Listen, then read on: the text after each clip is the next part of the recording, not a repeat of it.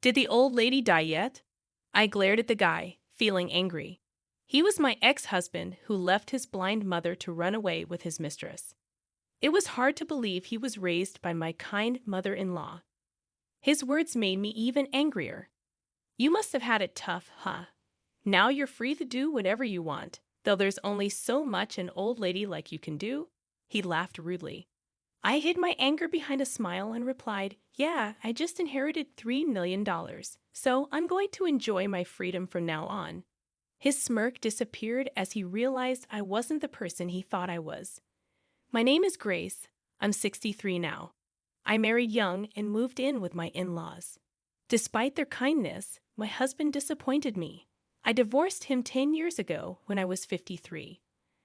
Our kids were teenagers then, and it was tough supporting them and my blind mother-in-law. My ex-husband, John, and I met at work when I was 18. He was older and seemed reliable. We got married despite my parents' objections. I quit my job to take care of his parents and manage the household while he worked late.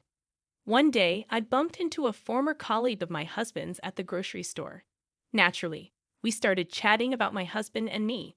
The colleague said, "Your husband, Mr. Young, always leaves work early because he's worried about you, Grace. He's such a wonderful husband." I couldn't believe what I was hearing. My husband always came home late, never early. There must have been some mistake. But in the moment, all I could do was give a nervous smile and agree, yes, that's true. When I got home, I brought it up with my husband. I had intended to subtly mention it, saying something like, "You've been coming home late recently. Can't you come home a little earlier? I feel bad for your father. It seems a little embarrassing for him to be cared for by a woman. Can't you at least help him bathe?" But before I could finish, my husband snapped at me. "What? I'm working, you know. I'm not just goofing off. Tell my dad not to be so demanding." But his father wasn't asking for anything. It was just how I felt. My husband seemed unwilling to help with caregiving, and his defensiveness bothered me. I had a sinking feeling that I was right about him, but I was too scared to confront him. I had married against my parents' wishes, so I didn't have a home to return to. Plus, I worried about my in-laws' well-being. In the end, I chose to carry on as usual. Then one day, I thought about getting an electric wheelchair for my father-in-law.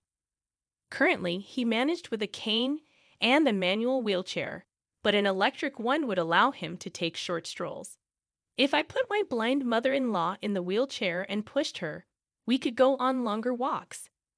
I talked to my husband about it, expecting him to agree, but his response was lukewarm. "Huh, do we really need it?" he grimaced. "I'm barely making ends meet with my income. Do we really need to spend money on that?" We weren't wealthy, but if the wheelchair could bring even a little joy to my in-laws, I didn't see it as a waste of money. So, I suggested to John that maybe we could take out a loan to buy the electric wheelchair for my father-in-law.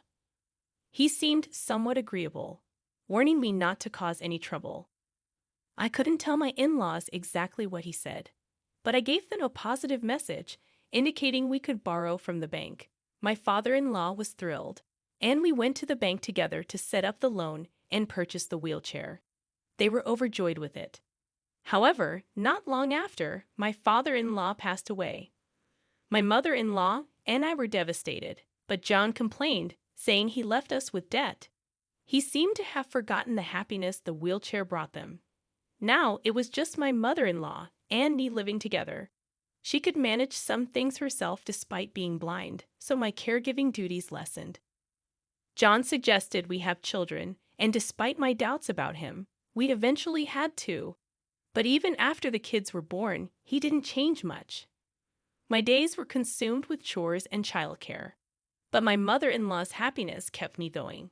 Despite all this, John continued to come home late, even on his supposed days off. His lack of affection towards my mother-in-law and the children became more apparent.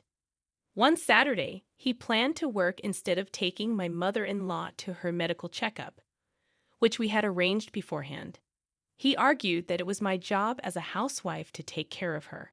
His words hurt me deeply. I realized then that he only married me because he thought I would take care of his parents. I was filled with regret for marrying him. When I confronted him, he left and never returned. A few days later, he sent a letter divorcing me and stating he wanted nothing to do with the debt or us. Exhausted and hurt, I decided to inform my children and mother-in-law about the situation before moving forward with the divorce. My mother-in-law was the most shocked when she heard about the divorce. She kept repeating how sorry she was while crying.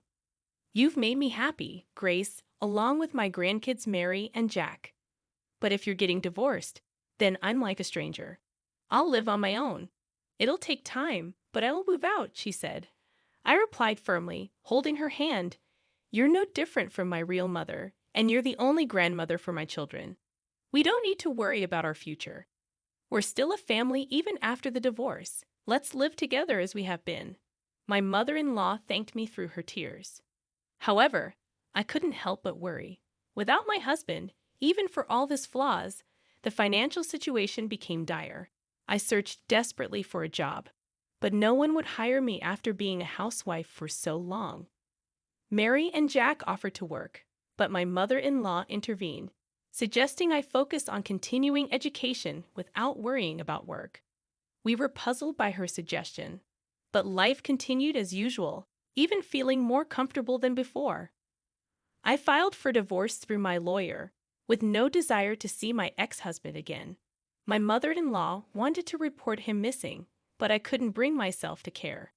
Eventually, she passed away, joining my father-in-law. My ex-husband, her son, never appeared again despite her efforts to find him. Now, unexpectedly, my ex-husband stands before me while I'm out shopping.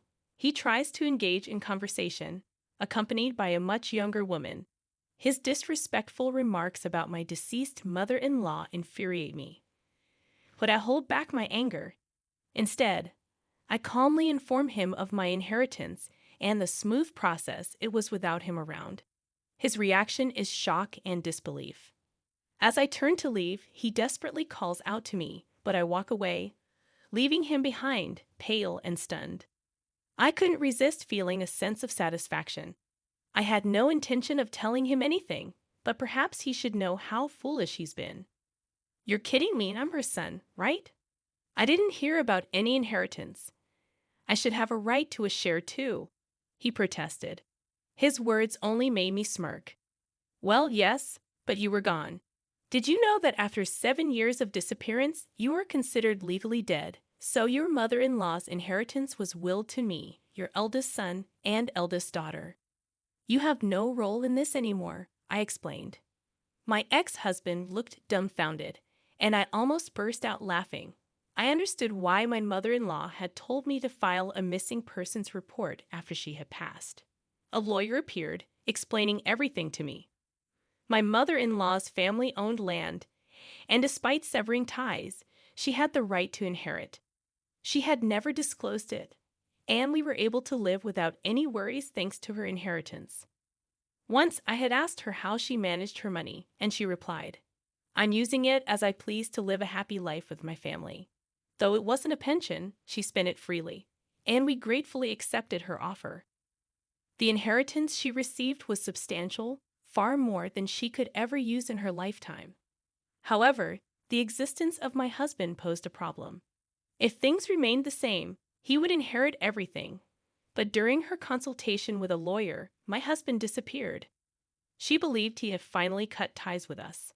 She was sad to part from us, but planned to move into a nursing home with assisted living, using up almost all of her inheritance to avoid leaving any troubles behind.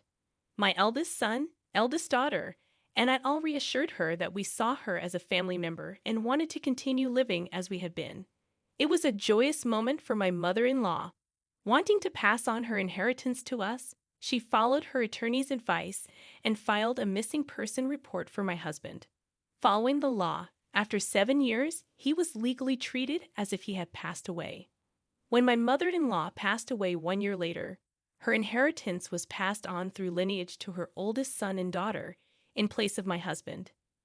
Though I had no rights to inheritance, she left a will including me as well, ensuring we received her loving legacy. Upon hearing my words, my ex-husband was left in shock, mouth agape. It served him right. He then contacted me, claiming he should have a share in the inheritance. I couldn't believe how audacious he was. There's no inheritance for someone who's legally dead. I've told him many times, but he's not convinced and insists on discussing it further. I consulted an attorney. For my ex-husband to inherit anything, there would have to be various procedures, such as retracting the missing person report. I had no intention of giving him a single penny. If he wanted to inherit, he would also have to pay inheritance tax. When I told him this, he fell silent. Our children were present during our discussion. He claimed he couldn't take off work or handle the procedures, insisting we should pay his share. I was disgusted by his defiance. Apparently, he's now working a day-to-day job and struggling financially. He had left his previous job due to chronic absences and owed a debt to a previous lover. Even when he explained this, I couldn't understand him. Then, I asked about the woman he was with the other day. He arrogantly replied that she's the one he's been looking for. But they're not married, only together for half a year. My eldest son couldn't help but laugh, while my oldest daughter and I were speechless. When I asked about the woman he left with after our divorce, he said she couldn't make him happy and left nonchalantly. It seems like my ex-husband hasn't quite realized that he's been the one getting dumped all this time. He's been flitting from one woman to another, trying to cling to his youth. You're an old man. Stop acting like you're still young, I advised him, but it fell on deaf ears. He insisted that his current girlfriend was his destined woman, and I knew there was no use arguing with him. Thanks to our encounter, I found out where he lives now. Apparently, he's in an apartment in the next town over, under his girlfriend's name. My oldest son, using the money my mother-in-law gave us, bought the whole building and became the landlord. He didn't do it to help his father. Instead, he's strict about rent collection, unlike the previous landlord. It's like his way of saying, "You've caused enough trouble. Now it's time to face the consequences." My ex-husband eventually came begging for forgiveness, admitting he failed as a parent and a spouse. But I couldn't just forgive and forget. He asked if Jack could cut him some slack on the rent, but I reminded him that if he had been a better father, he wouldn't be in this situation. My words left him speechless, and he left without a word. In the end, he got kicked out of his apartment due to rent arrears and ended up in a rundown place with drafty rooms. It seems he's still struggling day by day, taking whatever odd jobs he can find. He even broke up with the woman he was with, probably because he couldn't support her anymore.